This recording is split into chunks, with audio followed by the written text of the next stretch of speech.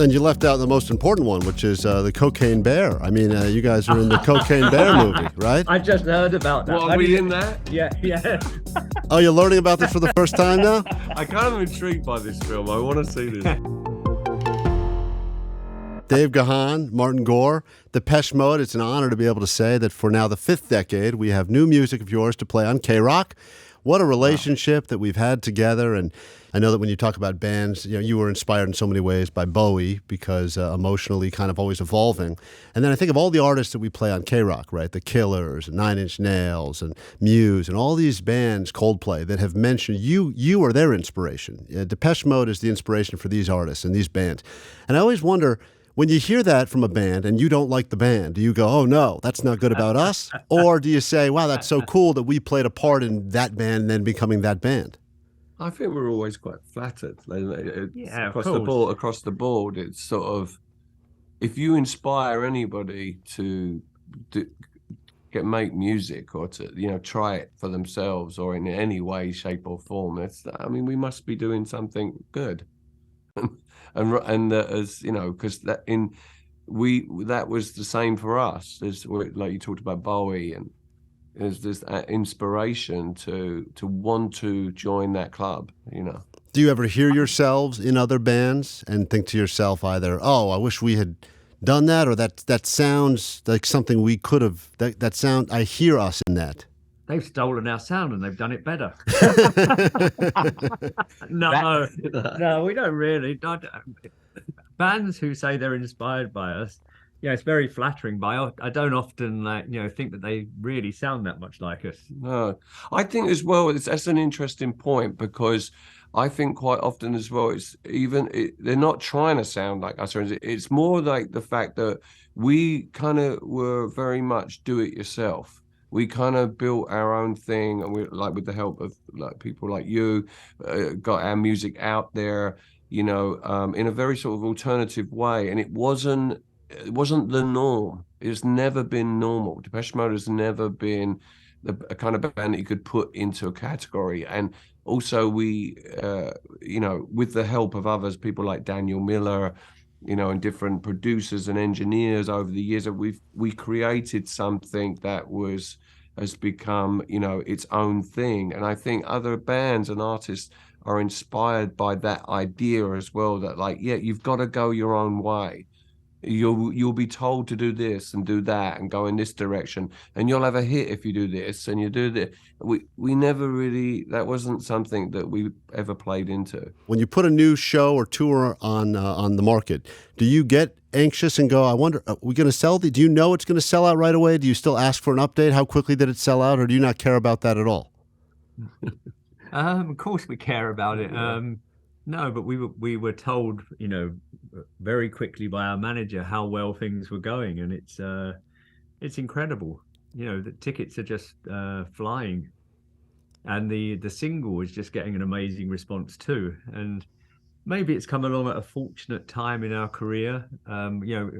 Fortunate for us that we've released something that's probably more commercial than anything we've released in a long time, but it's come along at the right time after the spike of the Enjoy the Silence TikTok thing and The Last of Us, Never Let Me Down Again. Maybe all of that coming together has really culminated in this big explosion. And you left out the most important one, which is the Cocaine Bear. I mean, you guys are in the Cocaine Bear movie, right? I just heard about that. What, are we in that? Yeah. Oh, you're learning about this for the first time now? I'm kind of intrigued by this film. I want to see this. It's let me tell you, I saw it. It's an amazing movie. But when your song hit. It was like the perfect. I always believe music can do this, and it's one of the magical things. It just can't get enough at a time when the bear's got a face full of cocaine, and it was a beautiful moment. Really magical. That song has been used in so many forms, for so many different metaphors, but. Yeah, the bear with his face in a bowl of cocaine or whatever that is, that's got to take the biscuit. It's funny because now you got all these young fans from the HBO and the Cocaine Bear, etc. That when you see a 12-year-old walking around wearing a Depeche Mode shirt, Is that a strange feeling for you guys to think, wow, we performed in 1980 and here you are now just discovering this band for the first time? I actually heard someone at the end of your episode of HBO.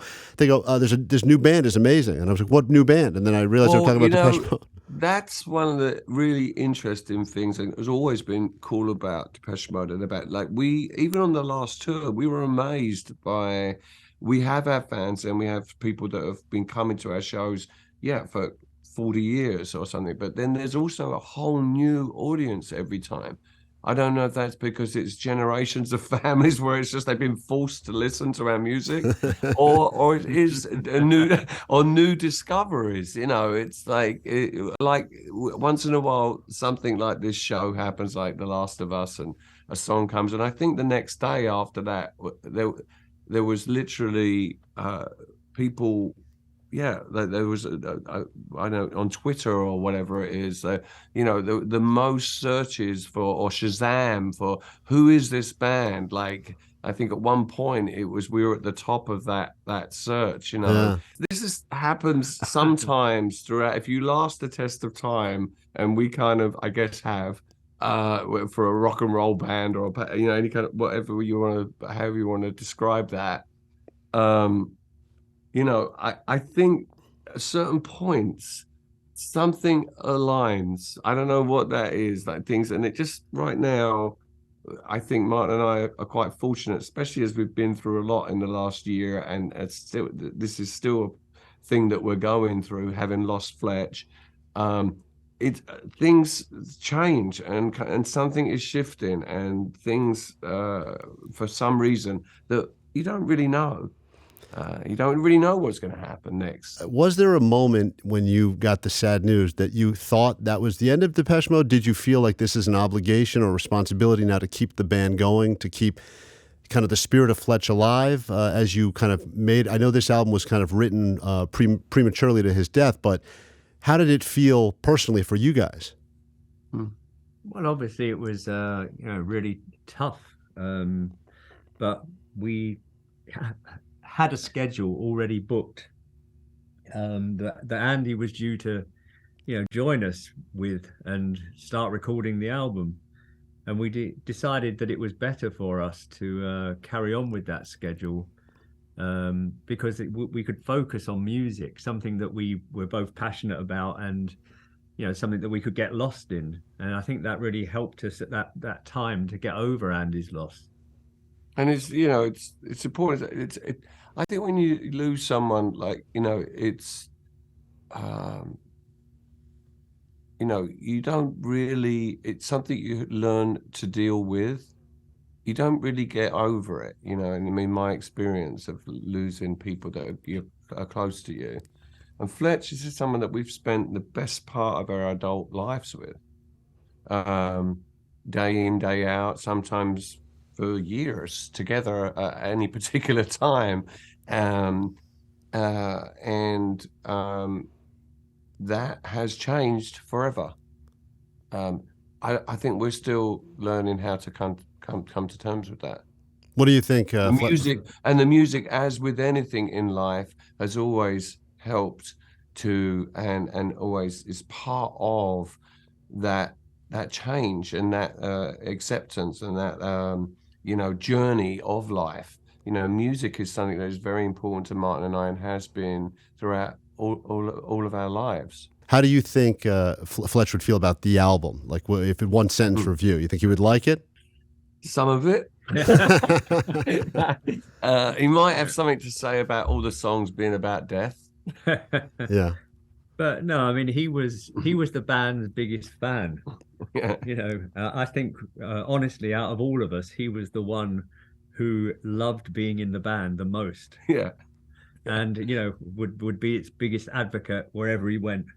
Ultimately, he would have come to terms with this record no matter what. He would have loved it. He would definitely have had something to say about the title. He would definitely have something to say about a lot of the songs leaning towards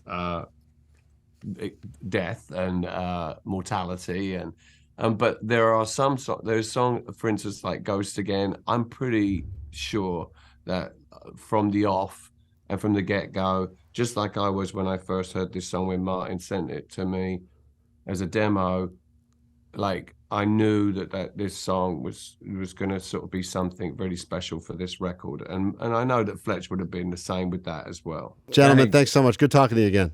Yes, thanks. Bye. Thank you.